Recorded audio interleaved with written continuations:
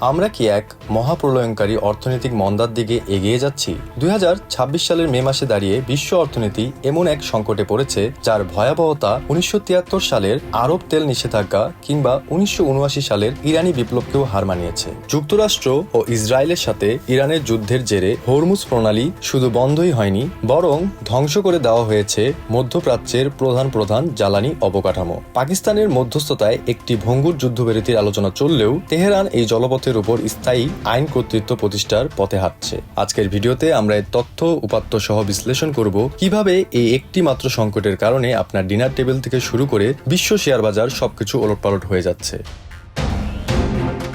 যুদ্ধ শুরুর আগে প্রতিদিন প্রায় 2,10,00,000 ব্যারেল তেল এই হরমুজ প্রণালী দিয়ে যেত, কিন্তু বর্তমানে তা কমে 10% নেমে এসেছে। গোল্ডম্যান স্যাক্সের মতে উপসাগরীয় অঞ্চলের তেল উৎপাদন যুদ্ধপূর্ব সময়ের তুলনায় 57% কমে গেছে। ব্রেন্ট ক্রুড তেলের দাম যেখানে যুদ্ধের আগে $72 ছিল, তা এখন $95 থেকে $110 ক্রাইসিস রেঞ্জে অবস্থান করছে।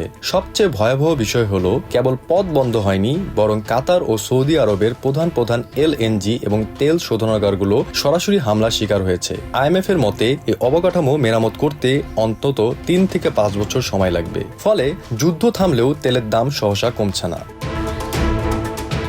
এই সংকটের প্রভাবে কেবল তেলের মধ্যেই সীমাবদ্ধ নেই। প্রাকৃতিক গ্যাস থেকে উৎপাদিত ইউরিয়া বা সারের 1/3 এই পথ দিয়েই বিশ্বব্যাপী সরবরাহ করা হয়। বিশ্ব খাদ্য কর্মসূচি WFP সতর্ক করেছে যে সারের অভাবে আগামী কয়েক মৌসুমে বিশ্বজুড়ে ফসলের উৎপাদন মারাত্মকভাবে কমবে। এর ফলে 2026 সালের মাঝামাঝি নাগাদ বিশ্বে তীব্র ক্ষুধার মুখে পড়তে পারে আরো 45 মিলিয়ন মানুষ। লজিস্টিক খরচ এবং জ্বালানির দাম বাড়ায় ভোগ্যপণ্যের দাম অনেক দেশে 120% পর্যন্ত বৃদ্ধি পেয়েছে। ইউরোপের দেশগুলো, বিশেষ করে জার্মানি ও ইতালি, এখন এক চরম মন্দা বা স্টাগফ্লেশনের মুখে দাঁড়িয়ে আছে। এই যুদ্ধ মধ্যপ্রাচ্যের ঐক্যকেও নাড়ি দিয়েছে।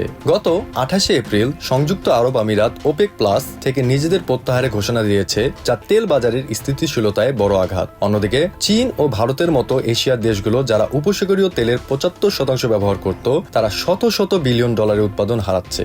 শিপিং বীমা আকাশচুম্বী হওয়ায় জাহাজগুলো এখন আফ্রিকার কেপ অফ গুড হোপ হয়ে ঘুরে যাচ্ছে, যা সময় ও খরচ উভয়ই বাড়িয়ে দিচ্ছে। এই সংকট এখন আর সাময়িক কোনো ধাক্কা নয়, বরং বিশ্ব বাণিজ্যে এক ব্যয়বহুল স্থায়ী বাস্তবতায় পরিণত হয়েছে।